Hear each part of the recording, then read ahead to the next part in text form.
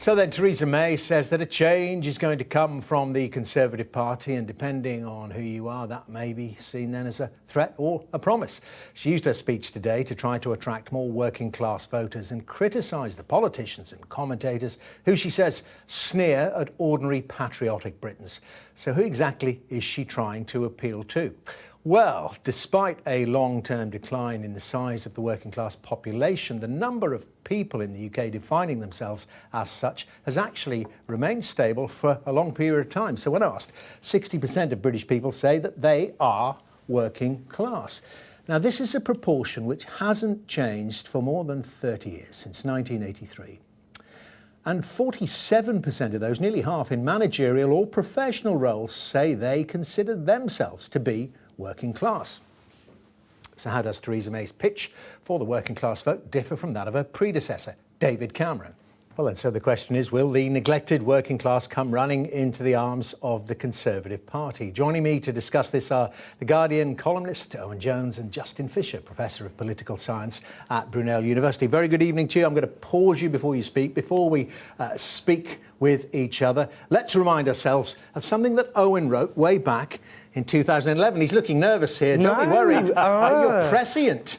The danger is, you said, of a savvy new populist right emerging, one that's comfortable talking about class and that offers reactionary solutions to working class problems. You went on to say it could denounce the demonisation of the working class and the trashing of its identity. It could claim that the traditional party of working class people, the Labour Party, has turned its back on them. Well, Owen, you're looking pretty pleased about that. I've written the strategy of Theresa May. They've adopted it wholesale. Well, I hope you've been doing the lottery as well. I mean, but, you know, when you wrote that, did you envisage the Conservative Party, or were you talking about UKIP, or a bit of both? Bit of both. For me, there was a vacuum waiting to be filled. For a long time, both the Conservatives and New Labour basically said there is no such thing as class anymore. We're all middle class. Margaret Thatcher said class is a communist concept. And you know, Tony Blair famously said we're all middle class now. And actually, the reason that's changed is an economic crisis which I think exposed the massive inequalities in our society, a government which was dominated by people from very privileged backgrounds who introduced policies that damaged people from working class backgrounds. And of course, you know, you look at Brexit, which demonstrated the massive class differences. And the reason, the audacity, because I always warned, you know, this wasn't an attempt to address the concerns of working class people.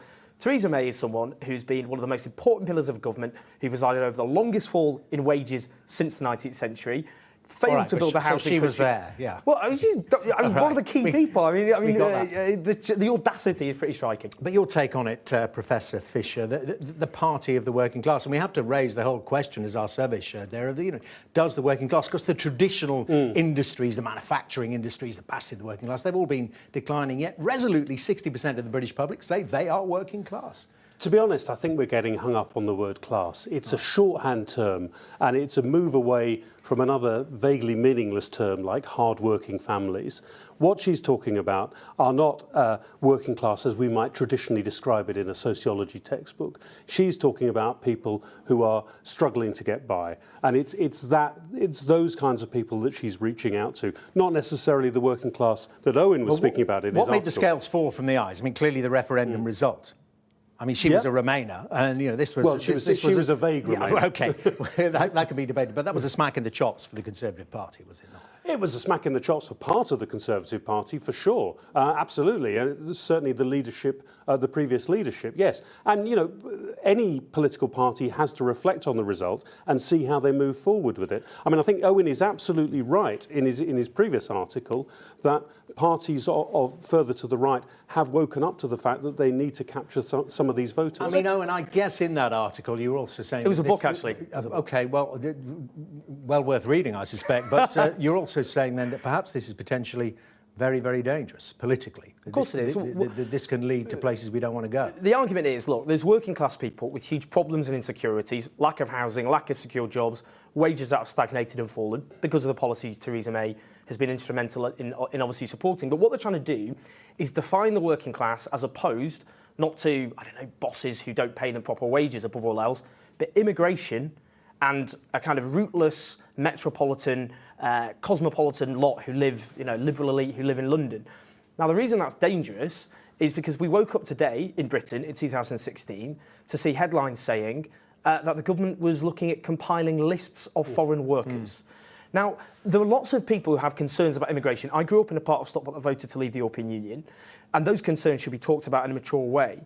When we're tapping into people's anger and resentment and frustration and redirecting it in such a way, with rhetoric about drawing up foreign lists in modern Britain, that is dangerous. Okay. And we've already seen a surge in hate crimes after the referendum.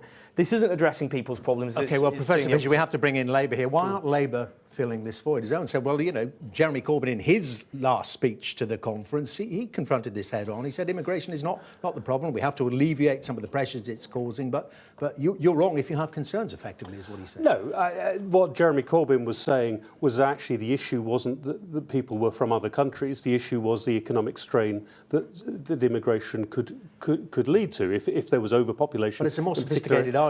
Well, it's sophisticated will be one way of putting it. I think it was rather lost in the way that he expressed it. The problem for the Labour Party is it's never been able to deal with an issue that is of concern to voters, and frankly, it's backtracked and never really confronted the kind of bigotry that Owen is talking about. I completely agree with Owen about the danger. I just want to throw in, this passage from Theresa May's speech that we highlighted there in our setup. No, I'm not going to listen to it again. Now I'm going to paraphrase it for you, Owen. But we haven't heard this from the Conservative Party before. It wasn't the wealthy that caused or paid for the banking crash. The Conservative Party have never said that before, have they? That's Labour's analysis. It's astonishing because they were in... I mean, I know I keep saying this, but it is astonishing. She's talking about cuts to public services, to the welfare state, to in-work benefits, which are policies the government introduced. The argument of the left, I mean, in lots of ways we've been vindicated because what they're now saying is we should borrow to invest, we shouldn't have an arbitrary deficit target, so all that pain... But vindication's not good enough, is it? Because, how are you going to get back into power if you support Labour? But the problem is that what I'm saying is the pain hasn't been worth it. All that pain, what was it for? We were right all along. We were ridiculed and attacked and demonised, but we were absolutely right. And I think the cheek of it all is she's coming up as though she's like a newspaper columnist, like me, just kind of a detached observer who's just looking at what's happened over the last few years. The argument of the left was, yes, we've had an economic crash, and it's wrong that people had nothing to do with it, have paid for it. She's admitted that's what's happened, and that's but who was the one who introduced the policies to make it happen? Well, then that begs the question, which both of you can finish on, starting with you, Professor Fisher. We have to see the follow-through then. There's the analysis. What's she going to do about it? Well, the interesting thing, and I go back to this point about working class being a rehash of other terms, all she's talking about is what's been said before. You go back to 1973, the unacceptable face of capitalism. You go back to 2010, it's we're all in this together. She hasn't actually said anything of substance. Now, in fairness, there's this big issue of Brexit that has to be dealt with. But really, if you analyse precisely what she said, there is nothing new there. Oh, and just very quickly, because there are concrete things she could do to signal this change. A lot of the Osborne cuts are still in the pipeline, particularly to welfare. She could stop those. Judge, on the substance, will she reverse those cuts? Will she actually invest in the economy? How many secure skilled jobs, not low-paid jobs, does she create? How many genuinely affordable houses does she build? How does she address the problems of, whether it be not just people in poverty, but the people who are just scraping by in life? Judge her not by these words, and we've had words like we're all in it together, as you've just said, we heard all that before.